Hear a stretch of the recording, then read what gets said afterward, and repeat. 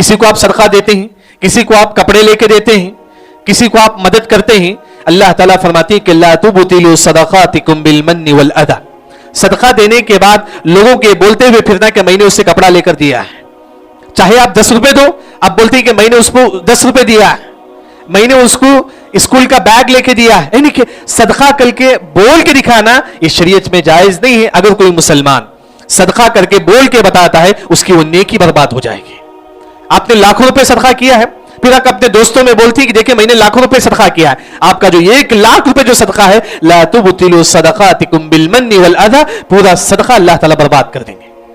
یعنی کہ نیکی کرنا کمال نہیں ہے, نیکی کے بعد اس نیکی کی حفاظت کرنا یہ کمال ہے, یاد رکھیں. تو یہ چوتھی جو بات ہے, کوئی بھی آپ عمل کرتے ہیں, عمل کرنے کے بعد بول کے نہیں بتانا چاہیے. اگر کوئی انسان عمل کرنے کے بعد دوسروں کے سامنے بولتا ہے میں نے اس کو وہ مدد کیا ہے, آپ کی یہ تمام نیکیاں اللہ تعالیٰ برباد کر دیں گے.